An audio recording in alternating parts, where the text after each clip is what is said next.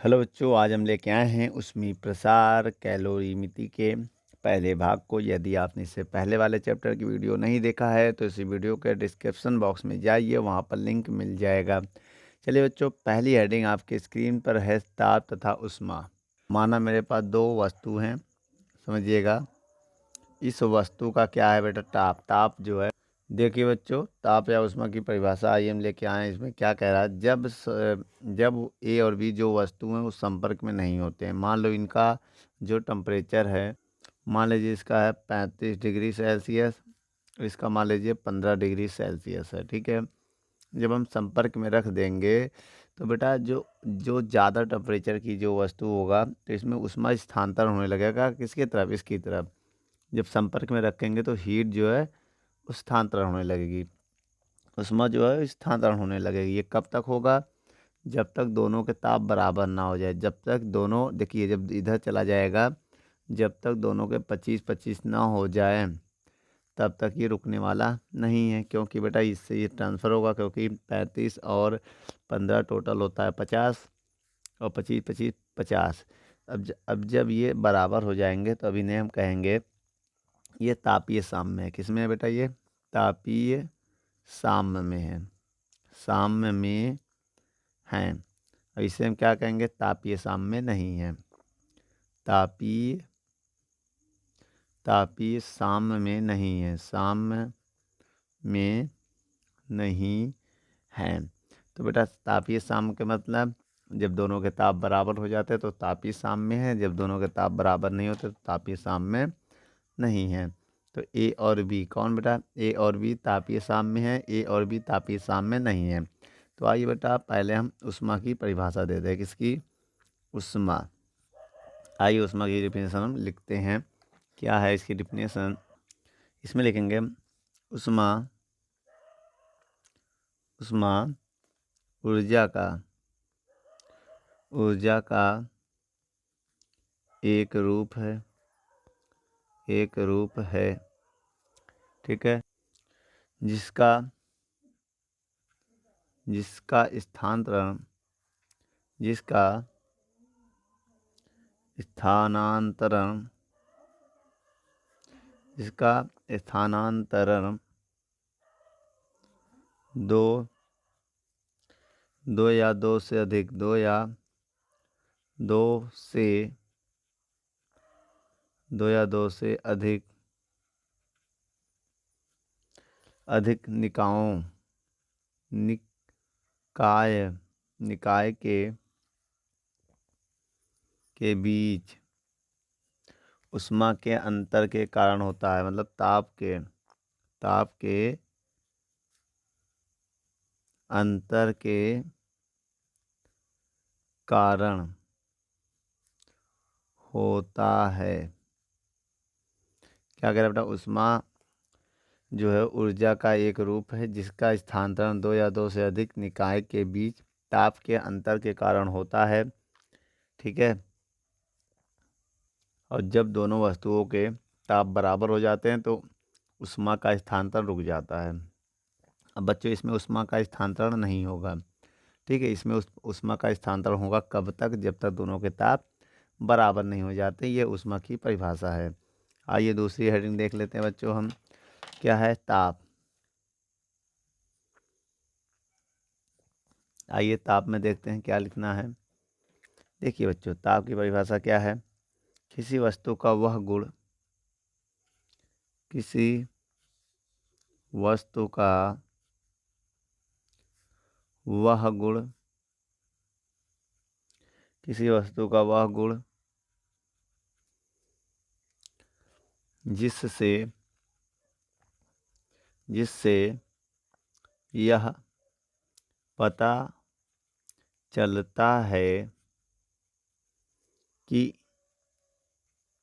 कि वह वस्तु तापीय वह वस्तु किसी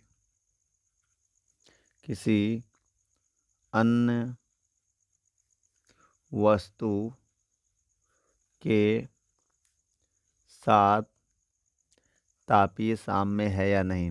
तापीय साम्य में है या नहीं है तो उस गुण को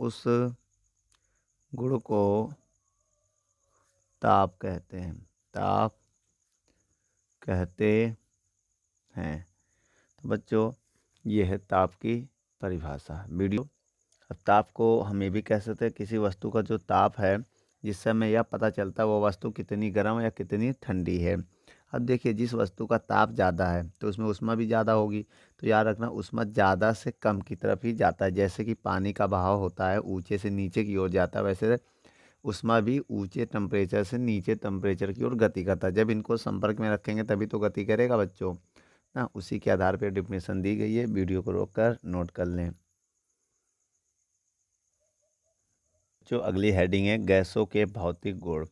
तो बच्चों, पदार्थ की 3 अवस्थाएं ठोस, द्रव, गैस होती हैं, जिनमें से गैस जो है वो ठोस और द्रव से कुछ अलग गुण प्रदर्शित करता है। आइए बच्चों, गैसों में पाने वाले गुणों को हम जानते हैं। आइए बच्चों, पहला देखते हैं। देखो, गैसों को आसानी से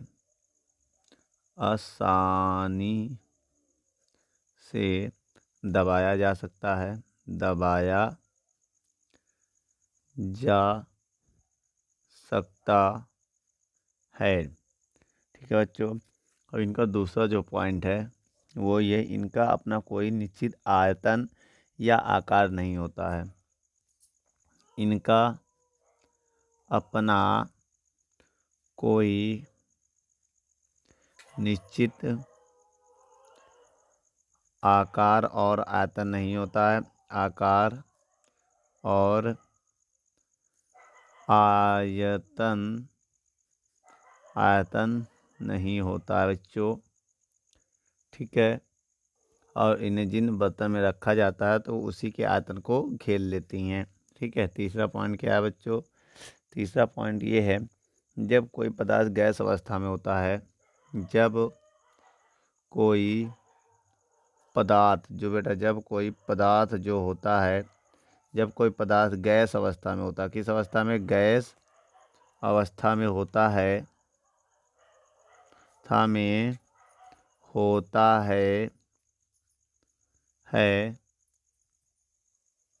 तब उसका घनत्व ठोस और द्रव की तुलना में द्रव की तुलना में बहुत कम होता है। ठीक है बच्चों। चलिए बच्चों, देखते हैं और प्रयोगों के द्वारा गैसों के कुछ नियम दिए गए हैं। कुछ नियम दिए गए हैं। तो बच्चों, पहला नियम क्या है, आइए देखते हैं। पहला नियम है बॉयल का नियम। किसका नियम बेटा?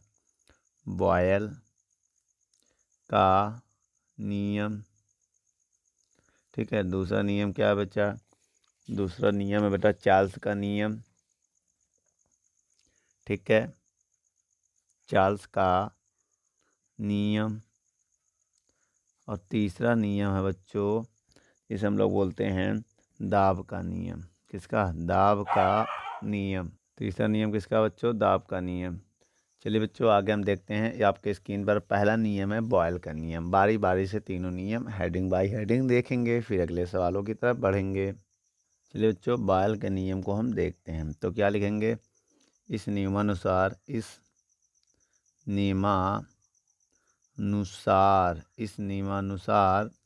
कॉमा, इन्वर्टेड कॉमा लगाइएगा, उसके बाद लिखिएगा नियत ताप पर। क्या बच्चों?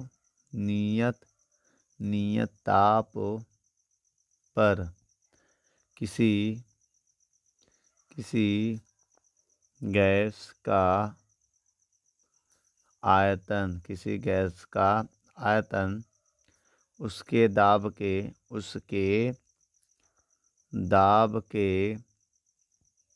व्युत्क्रमानुपाती होता है। क्या होता है बच्चों? व्युत्क्रमानुपाती व्युत्क्रमानुपाती होता है। ये देखिए कैसे पता। देखिए जो v है वो अनुक्रमानुपाती होता है 1/p के। तो देखिए इसमें t नहीं होते, 3 होते p v t। तो t नहीं है इसमें, तो उसी को हमने बोल दिया नियत ताप पर। जो नहीं है उसे नियत ताप मान लो। तो नियत ताप पर किसी गैस का आयतन उसके दाब के अनुक्रमानुपाती होता है। ये तो फार्मूला हो गया बच्चों।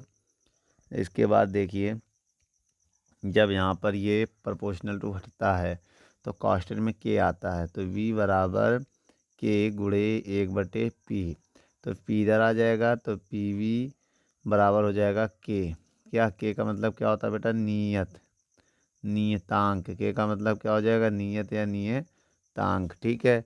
अब इसी फार्मूले को बेटा हम ऐसे भी लिख सकते हैं। जब कांस्टेंट हटाएंगे तो P1V1 बराबर P2V2 भी हम लिख सकते हैं। अलग अलग गैसों के नियम पर ये अप्लाई भी हम कर सकते हैं बच्चों अब आपको एक बात बता दें कि दाब व ताप की सभी अवस्थाओं में गैस जो हैं गैसें वायल के नियम का पूरी तरह से पालन नहीं करते हैं। केवल निम्न दाब और उच्च ताप पर, कम दाब पर, सुन लो, कम दाब और ज़्यादा ताप पर ही बेटा ये बॉयल के नियम का पालन होता है। ठीक है। चलिए बच्चों आगे देखते हैं। इसका नियम तो लिखेंगे इस नियमानुसार कॉमा इन्वर्टेड कॉमा लगाएंगे। देखिए अब इसका फार्मूला हम आपको पहले बता देते हैं। इसका फार्मूला जो होता है v प्रोपोर्शनल टू t। अब देखिए इन तीनों में इसमें p नहीं है बेटा p ना। देखिए ये v हो गया, ये t हो गया, इसमें p नहीं है। तो इसमें क्या लिखोगे? जो नहीं है उसी को नियत मान लो, नियत दाब पर। तो क्या लिखोगे बच्चों इसमें? नियत दाब पर, नियत दाब पर, नियत दाब पर किसी गैस का आयतन उसके ताप के, देखिए इसमें ताप है ना, उसके ताप के क्या होता है बेटा? आमने सामने है तो अनुक्रमानुपाती लिखोगे।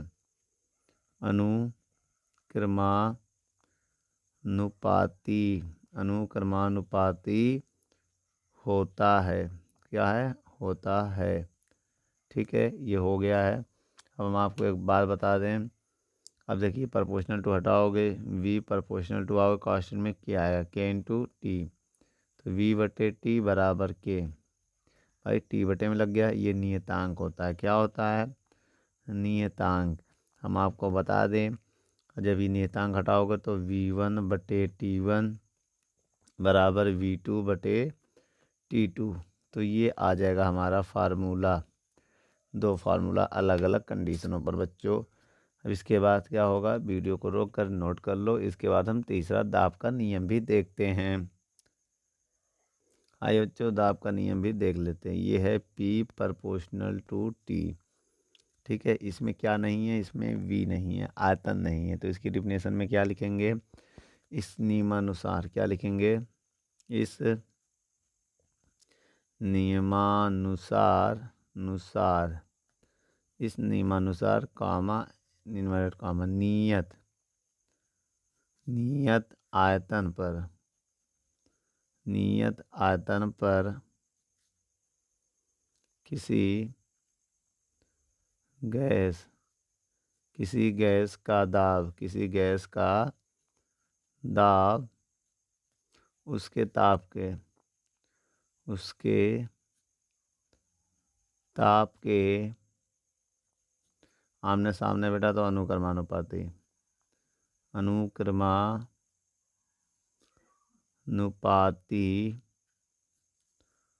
होता है। ठीक है बच्चों, इसके बाद देखिए अब यहाँ पर क्या होगा कि जब यहाँ पर प्रोपोर्शनल टू हटाएंगे तो बराबर में क्या आएगा, के टी। टी को बटे में ले जाएंगे, पी बटे टी बराबर के हो जाएगा। के क्या एक प्रकार का नियतांक है, क्या है बच्चों, नियतांक है। अब आपको पता है के हटाएंगे तो ये एक फार्मूला बनेगा P1 T1 बराबर इसी का दूसरा रूप P2 T2, तो ये फार्मूला बन जाएगा। अब आपको सभी नाम बता दें, ये गैस का प्रारंभिक दाब, ये अंतिम दाब, ये प्रारंभिक आयतन, ये अंतिम आयतन। उसी प्रकार ये प्रारंभिक आयतन, और इसके बाद देखिए यहाँ T1 होगा, 1 होगा प्रारंभिक आयतन, प्रारंभिक ताप, और V2 जो है अंतिम आयतन, अंतिम ताप। ठीक है बच्चों, उसी प्रकार इसमें प्रारंभिक दाब, प्रारंभिक ताप, अंतिम दाब, अंतिम आयतन। बच्चों वीडियो को रोक कर नोट कर लें। हेडिंग आपकी स्क्रीन पर है, क्या है, आदर्श गैस समीकरण तथा परम ताप के बारे में बताना है। बच्चों आदर्श गैस समीकरण क्या होता है, आइए हम बारी बारी से बताते हैं। देखिए एक है आदर्श गैस समीकरण, पहले इसके बारे में हम लोग देखते हैं। देखिए बच्चों, इसमें लिखोगे पी वी और टी, पी वी और टी में संबंध प्रकट या संबंध प्रकट करने वाले समीकरण को आदर्श गैस समीकरण कहते हैं। चलिए बच्चों, आइए इसका निगमन कर लेते हैं। क्या है ये, जैसे कि आपने देखा था बॉयल के नियमानुसार, ठीक है, बॉयल के नियमानुसार, तो बॉयल के नियमानुसार क्या होता था कि V प्रोपोर्शनल टू 1/P होता था। इसे समीकरण 1 मान लेंगे। उसके बाद लिखेंगे चार्ल्स के नियमानुसार, चार्ल्स के नियमानुसार क्या होता है, तो देखिए चार्ल्स के नियमानुसार अगर देखा जाए तो इसमें हो जाएगा V प्रोपोर्शनल टू T हो जाएगा, इसको समीकरण 2 मान लिया जाए। उसके बाद लिखे समीकरण 1 व 2 को मिलाने पर, समीकरण 1 व 2 को मिलाने पर आइए बेटा समीकरण 1 2 को मिलाते हैं। लेफ्ट हैंड सेम है, प्रोपोर्शनल टू राइट हैंड को भी गुणा कर दो, 1/P गुणे T। ठीक है, इसको हम लिख सकते हैं V proportional to T/P। P इधर आ जाएगा, समझिएगा मेरी बात, P इधर आ जाएगा तो क्या हो जाएगा, PV अनुक्रमानुपाती T। जब प्रोपोर्शनल टू हटता है तो कांस्टेंट में R आएगा, यहाँ पर क्या आता है बेटा, R, इसीलिए R का नाम है गैस नियतांक। बच्चों R का नाम क्या है, गैस नियतांक। और R के 3 मान होते हैं, पहला मान, दूसरा मान, तीसरा मान। पहला मान क्या होता है बच्चों, आइए हम इसके बारे में आपको बताते हैं। देखिए पहला मान आपका ये होगा, ठीक है, 8.314, ये होता है जूल प्रति केल्विन मोल में। ठीक है, अब एक होता है 0.0832, ठीक है, 1, ये कितने होता है, ये होता है लीटर ATM प्रति केल्विन मोल में होता है। ठीक बच्चों, एक होता है 1.98, या लगभग 2 भी मान सकते हैं इसे, 1.982 के बराबर होता है ना, ये होता है कैलोरी प्रति केल्विन मोल। ठीक है बच्चों, ये 3 मान होते हैं 83। ठीक है, उसके बाद हम आपको बता दें, ये आदर्श गैस समीकरण आ गया। N मोल के लिए, N मोलों के लिए बेटा N से गुणा कर दोगे, PV बराबर nRT, तो यह समीकरण आ जाएगा। क्या आ जाएगा, ये क्या है, यह आदर्श गैस समीकरण है बच्चों, क्या है, समीकरण है। हम आपको एक बात और बताना चाहते हैं, ये हो गया आदर्श गैस समीकरण। अब ताप के बारे में थोड़ा सा हम आपको बता दें, इसमें ताप का भी यूज हुआ है ना। तो परम ताप क्या होता है आइए बताते हैं। परम ताप, ठीक है, चलिए देखते हैं। चलिए बच्चों आइए देखते हैं। इसमें हम लिख रहे हैं केल्विन पैमाने पर। देखिए केल्विन, केल्विन पैमाने पर, केल्विन पैमाने पर मापे गए ताप को, बेटा ऐसा ताप जो केल्विन पैमाने पर मापा जाता है, ताप को परम ताप कहते हैं। परम ताप कहते हैं। तो बच्चों ना इसे कैपिटल टी से, इसे कैपिटल टी ब्रैकेट में के से प्रदर्शित करते हैं,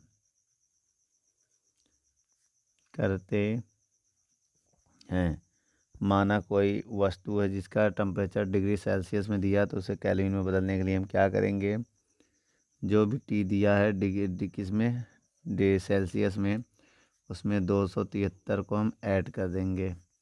ठीक है, ये फार्मूला हो जाएगा। टी क्या है, परम ताप, परम ताप, और स्मॉल टी क्या है, केवल ताप। अभी किस में होगा, डिग्री सेल्सियस में होगा, ये केल्विन पर होगा। ठीक है बच्चों, वीडियो को रोककर नोट कर लें।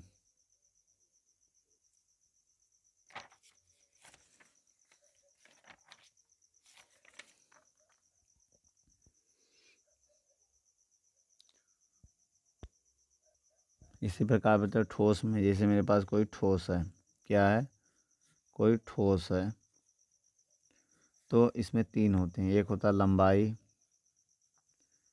और इसी में होता है क्षेत्रफल, ठीक है, और इसी में भी होता है आयतन। आयतन होते हैं इसी में, किसमें, ठोस में। इन्हीं ठोस में तीन होते हैं। ठीक है, अब मेरी बात समझिएगा कि लंबाई में अगर वृद्धि हो, मेरी बात समझिएगा, यदि इनकी लंबाई में वृद्धि हो, क्या हो बेटा, लंबाई में बढ़ने को, अगर लंबाई में वृद्धि होती है, क्या होती है, वृद्धि होती है, तो उसे रेखीय प्रसार कहते हैं। क्या कहेंगे, रेखीय प्रसार। तो उसे क्या कहते हैं, रेखीय प्रसार कहते हैं, समझिएगा। ठीक है, अगर क्षेत्रफल में वृद्धि होती है तो उसे क्या कहेंगे बच्चों, क्षेत्र प्रसार कहेंगे। क्या, क्षेत्र प्रसार कहते हैं। अगर उसके आयतन में वृद्धि होती है तो उसे क्या कहेंगे, आयतन प्रसार। क्या कहेंगे बच्चों, आयतन प्रसार कहते हैं। अब एक बात और समझिएगा, ठीक है, कहते हैं। अब इसके बाद समझिए, इसी आधार पर, इसी आधार पर, इसी आधार पर ठोसों में, कहाँ पर बच्चों, ठोसों में या ठोसों के तीन प्रकार के गुणांक होते हैं। तीन प्रकार के गुणांक होते हैं। कितने प्रकार के गुणांक होते हैं बच्चों, तीन प्रकार के। आइए पहला नंबर देखते हैं। अभी इनको बारी बारी से हेडिंग वाइज देखेंगे। पहला नंबर क्या है, जिसे हम लोग बोलते हैं रेखीय प्रसार गुणांक। पहला क्या है बच्चों, रेखीय प्रसार गुणांक। ठीक है, उसके बाद दूसरा क्या है बच्चों, क्षेत्रीय प्रसार गुणांक। क्षेत्रीय प्रसार गुणांक। ठीक है बच्चों, उसी प्रकार एक और हमारे पास तीसरा, आयतन प्रसार गुणांक। क्या है बच्चों, आयतन प्रसार गुणांक। ठीक है बच्चों, अब हम आपको बताना चाहते हैं, देखिए जो क्षेत्रीय रेखीय प्रसार गुणांक है, इसे हम लोग अल्फा से लिखते हैं। किससे लिखते हैं हम, अल्फा से। और जो बच्चों हमारे पास क्षेत्रीय प्रसार गुणांक है, इसे हम लोग बीटा से लिखते हैं। किससे लिखते हैं बच्चों? बीटा से। उसी प्रकार जो हमारे पास आयतन प्रसार गुणांक है, उसे हम लोग गामा से लिखते हैं। किससे लिखते हैं बच्चों? गामा से। अब आइए आगे हम हेडिंग बाय हेडिंग देखेंगे। वीडियो को रोककर नोट कर लें। इसके बाद पहली हेडिंग आपके स्क्रीन पर होगी, उसे नोट करिए, उसकी परिभाषा को लिखिए, फिर इसके कुछ हम थ्योरी या प्रूविंग को भी देखेंगे। जो हम इसके बारे में लिखते हैं, इसको देखिए, यह रेखीय प्रसार गुणांक, इसे इंग्लिश में कहते हैं कोएफिशिएंट ऑफ लीनियर एक्सपेंशन। अब इसे कहते हैं बच्चों क्या? देखिए, इसे क्षेत्रीय प्रसार गुणांक कहते हैं। इसे बोलते हैं कोएफिशिएंट ऑफ सुपरफिकेशियल एक्सपेंशन। ये आयतन प्रसार गुणांक होता है बच्चों, इसे बोलते हैं कोएफिशिएंट ऑफ वैल्यून एक्सपेंशन। तो बच्चों आइए इसकी परिभाषा लिखते हैं। कैसे लिखेंगे परिभाषा इसकी? देखिए, किसी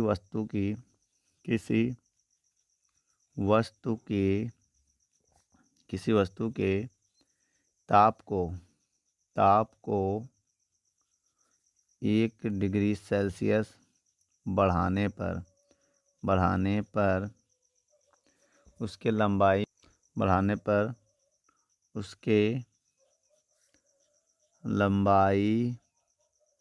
लंबाई में हुई वृद्धि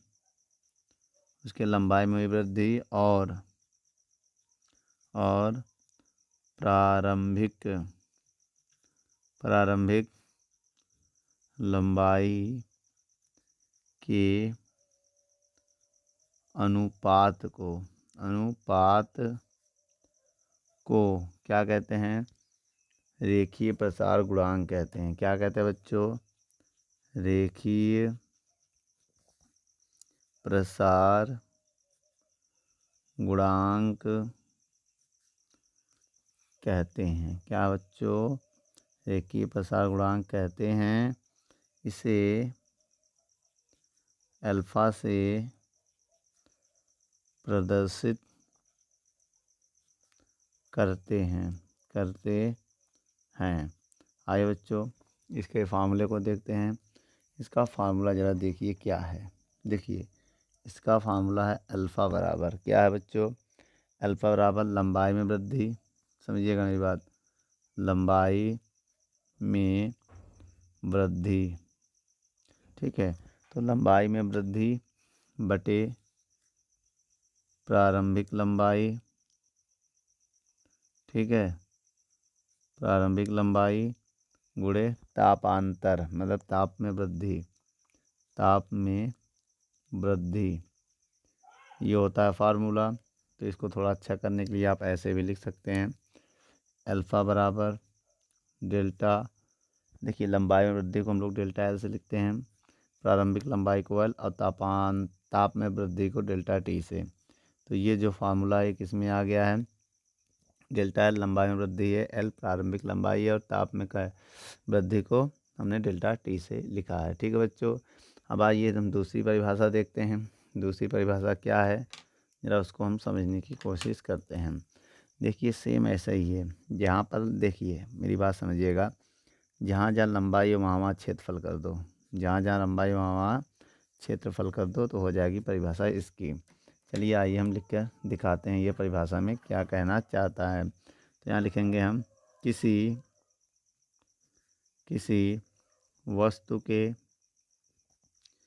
वस्तु के ताप को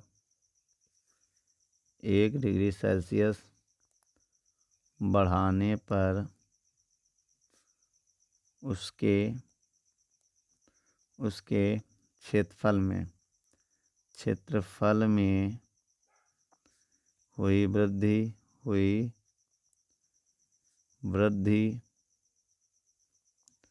और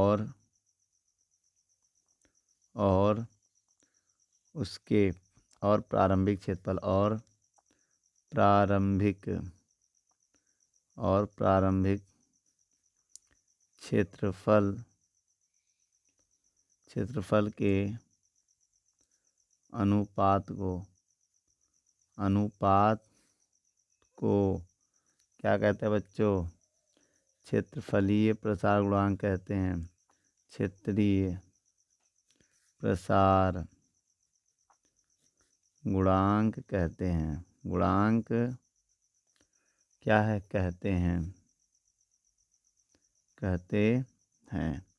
थोड़ा सा और लिख लो बच्चों।